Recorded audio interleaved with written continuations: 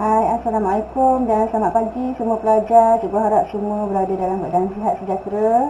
Okey, hari ini kita akan belajar secara maya. Okey, kita akan bincangkan set soalan modul yang cikgu dah bagi sebelum ni. Bagi pelajar yang belum dapat, sila ambil di atas meja makmal di hadapan Okey, untuk hari ini kita akan bincangkan soalan objektif dahulu, iaitu 20 soalan. Pilihan jawapan A, B, C, D. Okey, tahniah bagi pelajar yang dah buat, dah siap.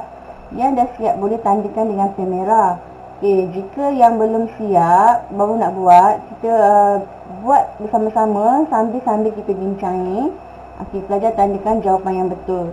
Okey, cikgu harap semua pelajar dapat bagi kerjasama sehingga habis kelas ini. Okey, jom kita lihat dulu, bincang dulu soalan objektif.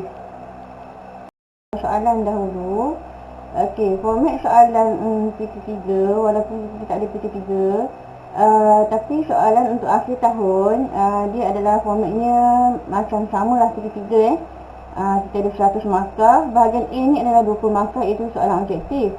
Okey, bahagian B ni 20 markah, iaitu ada 5 soalan. Soalan bahagian B ni lebih mudah lah, aras mudah lah. Okey, untuk soalan bahagian C ni ada 6, 7, 8, 9, 10, 11. So ada 6 soalan, 60 markah. Okey. Jadi jumlah semua sekali adalah 100 markah. Okey, bahagian sini biasa soalan ni lebih daripada soalan aras sederhana dan aras tinggi, aras kibat. Okey, mari kita bincangkan bahagian A dahulu. Okey, untuk soalan nombor 1, pelajar tolong lihat. Okey, bahagian A, soalan objektif Okay, soalan nombor 1 ini adalah menunjukkan sistem saraf manusia. Ini tingkatan 3 yang kamu dah belajar masa awal-awal tahun hari itu, iaitu topik, rangsangan dan gerak balas. Okey, ini adalah sistem saraf manusia. Okey, diberi J adalah otak, L adalah saraf tunjang, K saraf kranium, M saraf spina. Okey, tengok soalan dia. Antara berikut, manakah mewakili sistem saraf pusat?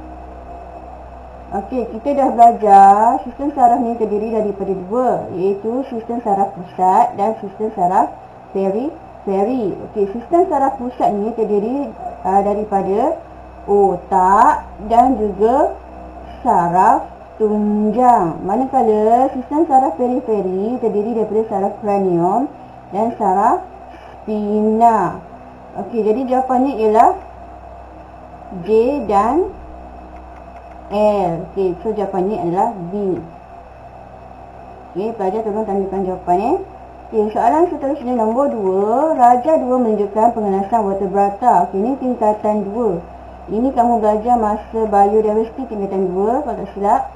Okey, vertebrata ni adalah haiwan yang bertulang belakang, mempunyai tulang belakang. Okey, ada 5 kelas. Okey, 5 kelas vertebrata, iaitu mammalia, amfibia, reptilia, ikan, dan ada satu lagi yang dinamakan sebagai T kat sini. So dia punya soalan dia ialah yang manakah merupakan contoh bagi T. So sebelum tu kamu kena pasti dulu apakah itu T. Okey, apakah kelas satu lagi ni? T ialah burung burung. T ni adalah burung, kelas burung. So pelajar boleh catatkan di sini. T ni adalah burung. Okey, bila dah kena pasti dia kumpulan burung, jadi kamu boleh lihatlah haiwan yang mana yang sesuai dengan kelas burung ni. Kalau kita tengok A ni adalah ikan lumba-lumba dolphin. Adakah ikan lumba-lumba tu burung? Bukan. Okey, kuda? Okey, kuda pun bukan, mamalia. Okey, tengok soalan yang C ni adalah iguana, ataupun susumpah. C ni reptilia. Okey, D kita tengok, D ni ialah penguin. So penguin ni adalah kelas bagi burung. Ciri-ciri burung dia adalah berbulu pelepah, dia ada paruh, ini adalah burung lah, bersayap. Okey, nombor 3 ini menunjukkan sampel makanan P. Ini tajuk dia, tajuk nutrisi tingkatan 2. Okey, pilih kedudukan yang betul bagi P. Okey, dalam suatu piramid makanan. Okey, ni adalah P ni adalah sampel makanan untuk apa? Ikan ni dalam kelas apa? Kelas protein kan? Okey, jadi pelajar kena pasti dulu yang mana salah satu bahagian protein. Aras mana bahagian protein? Okey, kalau D ni yang berada di bawah ni, di tapak piramid ni, ini adalah karbohidrat karbohidrat. So pelajar boleh tulis lah kat situ catatan lah, okey, sebagai ulang kaji. Di sini biasanya sayur-sayuran dan buah-buahan. Okey, dan yang D ni apa? D ni ialah protein dan hasil ternusu. Okey, ternusu. Okey, dan bahagian atas tu ialah lemak, garam okey, gula. Okey, jadi kat sini kalau kita tengok piramid, bahagian bawah ni kena makan yang paling banyak, kemudian yang kedua C, B dan A. A ni makan paling sedikit lah. So ikan ni dalam kelas protein kan, so jawapannya ialah B lah. Okey, B. Okey, next nombor 4. Nombor 4, pernyataan di bawah menunjukkan pelbagai situasi dalam kehidupan seharian. Okey, Siwa sedang menyelam laut dalam. Amir sedang berehat selepas jogging. Maimun disahkan mengidap penyakit anemia. Rahman berada di puncak Gunung Everest. Okey, sampai 4 je. Ada 4 situasi kat situ. Situasi yang manakah menyebabkan kadar pernafasan meningkat? Okey, kalau tengok kat sini, yang mana menunjukkan situasi di mana kita punya pernafasan tu makin laju, meningkat. Okey, Siwa menyelam laut dalam. Okey, bila menyelam laut dalam, mestilah dia punya pernafasan meningkat kan, sebab dia perlu banyak oksigen. Okey, yang lagi satu, kalau rehat selepas jogging dia akan menurun lah. Okey, ini anemia ni penyakit yang selalu letih lah. Dia selalu lesu. Okey, nombor 4 ni berada di puncak gunung. Kalau kita daki gunung kan, kita akan rasa terkingap-kingap kan, tekanan yang lebih. Okey, bila kita sampai ke atas, kita rasa terkingap-kingap dan kurang oksigen. So pernafasan kita akan lebih meningkat lah. So jawapan dia 1 dan 4. Tengok ada tak jawab 1 dengan 4? Okey, ada. So jawapannya D. Okey, nombor 5. Okey, ini adalah bacaan semasa aktiviti pengukuran. Okey, ketebalan dawai. Ini ada 3 bacaan.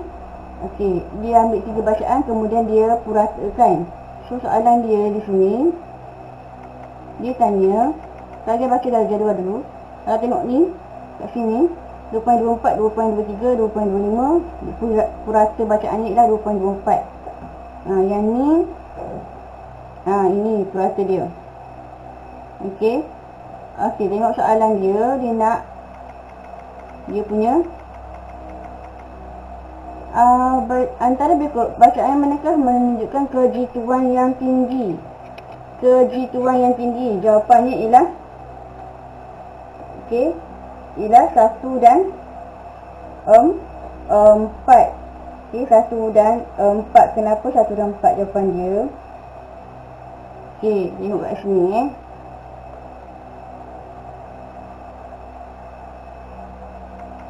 Okey, nombor 1. Okey, nombor 1 dia punya bacaan dia dekat-dekat ni kan. Dekat-dekat. So dapat 2.24 lah. Dia punya bacaan sebenar dia. Okey, yang ni pula 3.9, 3.9, 3.9. Okey, 4.0. So jawapannya dah dekat-dekat. Kalau yang lain ni jauh nampak tak? 0.3 ni jauh. Bacaannya jauh. Ni pun jauh. 2 dan 3 ni. So jawapannya 1 dan 4. Okey, next soalan nombor, kita nak kena cepat sikit, kita ada setengah jam je. Okey, nombor 6. Rajah 4 menunjukkan satu sel haiwan Okey, fungsi haiwan. Fungsi struktur label R.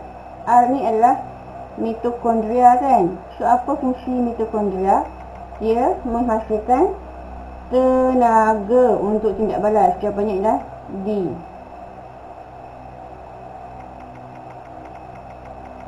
Okey. Nombor 7, antara kenyataan berikut yang manakah benar tentang homeostasis? Okey, homeostasis ni apa, homeostasis ni situasinya macam mana? Okey. Contoh-contoh dia kat sini dia bagi A, beberapa jenis haiwan berhibernasi semasa musim sejuk. Haiwan yang hidup di habitat sejuk bulan nipis. Kucing menjadikan lidahnya untuk mengurangkan suhu badan. Kuda berkubang dalam air semasa cuaca panas. Yang mana yang betul? Homeostasis ni dia, contohnya haiwan tu dia menyesuaikan diri dalam sesuatu keadaan ataupun sekitaran. Okey, contohnya anjing dia jadikan lidah. Okey, kenapa dia jadikan lidah? Dia nak kurangkan suhu badan dia. Ataupun ada haiwan yang berhibernasi semasa musim sejuk. Okey, sebab dia nak nak kumpul haba ataupun ada haiwan yang berbulu tebal dalam habitat yang sangat sejuk. Ataupun satu lagi contohnya kenapa kerbau dia berkubang dalam air semasa cuaca panas. Okey, antara A, B, C, D ni yang betul? Jawapannya ialah A lah. A. Okey, jawapannya A. Yang lain ni memang salah lah. Sepatutnya bulu dia tebal lah, bukan bulu nipis. Yang C ni bukan kucing, anjing. Yang D ni bukan kuda, kerbau.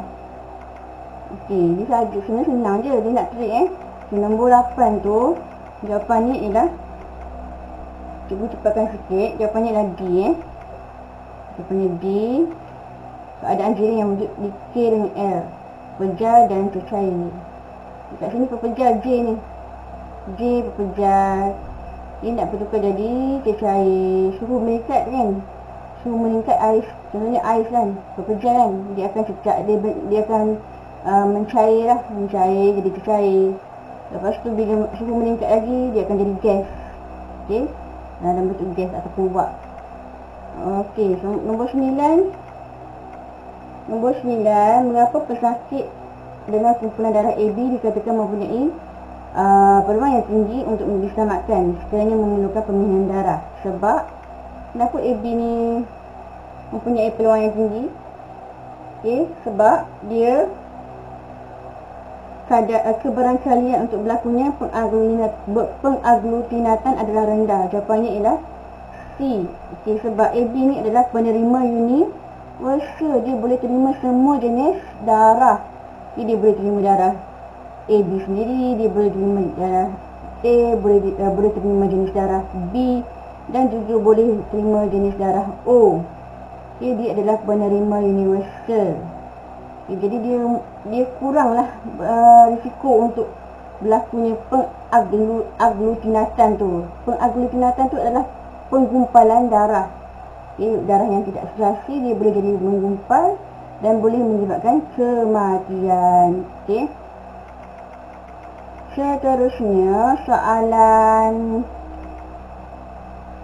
nombor 10. Okay, nombor 10 ni adalah tajuk tingkatan 3.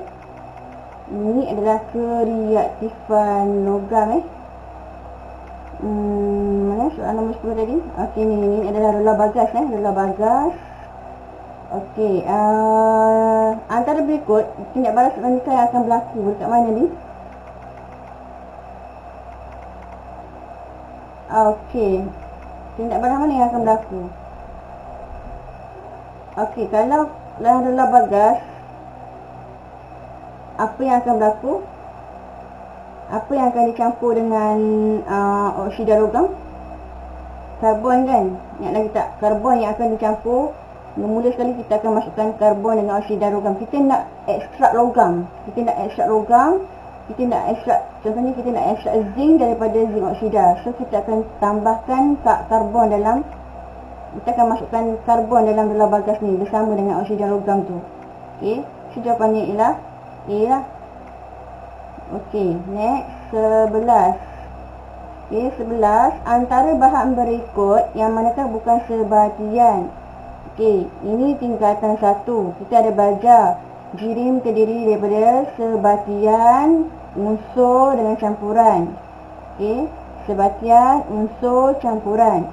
Kalau sebatian ni bermaksud dia bergabung secara kimia. Dia dua bahan atau lebih, dia bergabung secara kimia. Kalau unsur dia hanya satu bahan sahaja, satu diri dia sahaja, dia tak bergabung dengan orang lain, dia tak bercampur dengan orang lain. Kalau campuran, dia bercampur secara fizikal. Jadi dia tak bercantum lah, dia hanya bercampur, dia dua bahan atau lebih bercampur secara fizikal. So kat sini yang mana satu sebatian. Kita tengok satu-satu. Okey, tengok satu-satu. Oh, dia nak bukan sebatian, dia nak bukan sebatian. So kat sini semua adalah sebatian kecuali satu bukan sebatian. Okey, yang kita tengok ni, nasi ni adalah sebatian Nasi ni adalah sebatian. Okey. Mata pensel ni adalah sejenis karbon. Karbon ni adalah unsur Gula perang ni adalah sebatian. Cangkang telur ni pun adalah sebatian. Cangkang telur ni adalah sebatian kalsium karbonat. Okey. So jawapannya ialah mata pensel lah. Okey, nombor 12. Jadual 2 menunjukkan penerangan tentang bahan yang terbakar dalam dan alat pemadam yang digunakan. Okey. Ini soalan nombor 12 Soalan nombor 12. Okey, kat bawah ni. Buku bahan dan alat pemadam api yang digunakan ialah busa. Busa ni bubble okey, zinc, karbon dioksida, minyak, air, propana, serbuk kering. Okey. So yang mana soalan dia? Soalan dia tadi apa? Kat atas tu, jadual 2 menunjukkan. Okey, soalan dia, pernyataan mana yang betul? Yang mana padanan yang betul dengan alat dia? Alat pemadam api ni saya rasa ni kita kata 4 ni. Okey, tak apalah kita buat je. Kita anggap ini adalah pengetahuan kita. So jawapannya ialah D. Misalnya silibus 4 ni, pemadam api. Okey, 13. Soalan 13. Okey, ini adalah tingkatan 1, geo bencana fenomena geo bencana. Okey, yang ni apakah yang menyebabkan fenomena geo bencana tersebut? Jawapannya ialah apa jawapan dia ni? Yang mana satu jawapan dia? Geo bencana ni pelajar boleh rujuklah tajuk tingkatan 1. Tajuk yang belakang saya tengok tajuk yang keberapa. Jawapan dia ialah pergerakan plak tektonik. Okey. Ini macam nak berlaku tsunami ni kan. Ombak besar dan tsunami ni. Ia disebabkan oleh pergerakan plak tektonik. Plak tektonik ni dalam bahagian bawah dalam bumi lah. Bahagian bumi, plak bumi dia berlaku pergerakan. Okey, dia boleh menyebabkan tsunami dan sebagainya lah. Okey. Ini boleh rujuk lah tingkatan 1 punya silibus. Pelajar boleh cari dalam internet ataupun tengok dalam buku rujukan. Okey, kalau ada nota tingkatan 1 yang lepas-lepas pun boleh rujuk. Okey, soalan nombor 14 ni adalah proses peneutralan. Kaedah yang digunakan dinamakan sebagai pentitratan. Okay, kalau soalan tanya kaedah, dia adalah pentitratan. Kalau soalan tanya proses, dia adalah peneutralan. Okay, ini adalah peneutralan, tapi kaedahnya adalah pentitratan. Ini maksudnya tindak balas asid dan alkali untuk menghasilkan garam dan air lah. Proses peneutralan ni. Okay, nombor 15. Ini soalan keimunan ni. Ini tingkatan 2. Okey, dia punya soalan kat bawah Soalan dia, sekiranya individu ini terdedah kepada penyakit tersebut pada hari ke-30, dia akan apa? Tengok hari ke-30 agak sini. Sini Hari ke-30 ni dia betul dekat sini.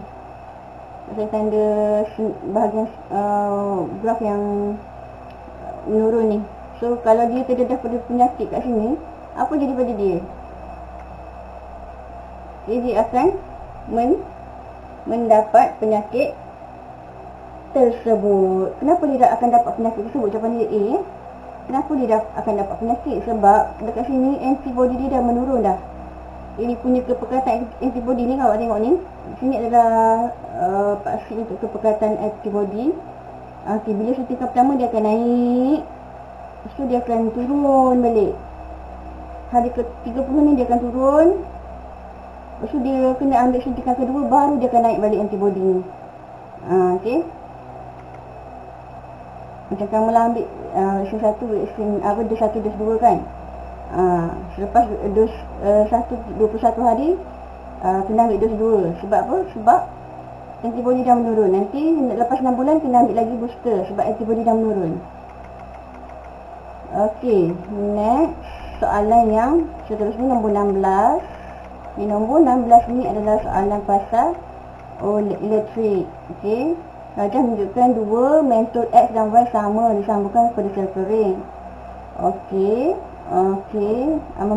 membakarkan nilai voltan yang sama. Voltan tu daripada bateri so voltan ni sama. Cuma kalau kita tengok situ, apa beza dia? Yang X ni secara bersiri sambungan dia, yang Y ni secara selari. Okey, soalan dia, pernyataan manakah yang benar tentang X dan Y? Kita tengok A, kecerahan mentod X sama dengan Y. Adakah sama cerah? Okey, kalau sambungan selari dan bersiri. Okey, tak sama tak sama cerah. Okey, dia tak akan sama cerah. Yang mana yang lebih cerah? Okey, yang ni cikgu nak awak semak sendiri dalam buku sains. Ini tajuk ni tingkatan, tak silap tingkatan 2. Okey, nanti mungkin untuk next class cikgu akan bagi nota lah. Okey, nota untuk awak ulang kajian. Okey, kalau cikgu tak sempat bagi, awak bolehlah cari nota sendiri dalam Google banyak. Boleh masing-masing ada handphone kan. Okey, soalan yang B ni, tempoh penyalaan mentod X lebih lama. Okey, tak semestinya. Okey, soalan jawapan C dia nak apa? Dia tengok apa? Kecerahan mentod Y lebih cerah lah ni. Y lebih cerah berbanding X. Okey, Y tadi yang mana? Tengok. Ini selari lebih cerah daripada X. Betul lah, sebab dia akan lebih cerah, yang ni akan lebih malam. Okey, ini mesti ada kaitan dengan voltan dengan dia punya kecerahan mentod. So kena semak balik nota-nota yang dah lepas tu. So jawapannya ialah C. Kalau cikgu nak bincang satu persatu, dia tak sempat masa. Okey, nombor 17, jawapannya yang mana yang terhasil selepas supernova? Okey, selepas supernova salji putih, betul? Dan bintang neutron, tak? Okey, 1 dan 3 jawapannya ialah B. Okey, soalan 18. Okey, soalan 18, semua planet berputar dari barat ke timur kecuali Zuhrah. Okey, D jawapannya. Soalan 19. Okey, maklumat berikut menerangkan tentang objek X. So objek X ni apa? Batuan besar beredar mengelilingi matahari, mempunyai orbit yang tersendiri. Jawapannya ialah asteroid. Okey, soalan last sekali, nombor 20. Manakah di antara berikut memerlukan sextant? Okey, sextant ni digunakan untuk apa? Sextant digunakan untuk apa, pelajar? Ini tajuk tingkatan 2. Tajuk tingkatan 2, dia digunakan untuk mengukur ketinggian bintang. Ini tak silap tingkatan 2. Okey, dah. Itu sahaja untuk perbincangan hari ini. Pelajar tolong semak jawapan, tandakan jawapan. Mana yang tak sempat nanti saya akan bagi jawapan lah dalam grup pembelajaran PGR. Okey. Okey, itu sahaja kelas untuk hari ini. Saya harap pelajar semua dapat menyiapkan soalan seterusnya, iaitu soalan bahagian B. Okay, soalan struktur bahagian B, soalan 1 hingga 5 atau 6 lah. Cuba buat sampai 6 soalan. Kita akan bincang next class, kita akan bincang soalan bahagian B, soalan 1 hingga 5, dan satu soalan bahagian C lah, soalan yang ke-6. Okey, kalau sempat lah, insyaAllah. Okey, itu saja pelajar. Tolong balik rumah, ulang kaji dan lengkapkan soalan yang diberi. Okey, thank you kelas.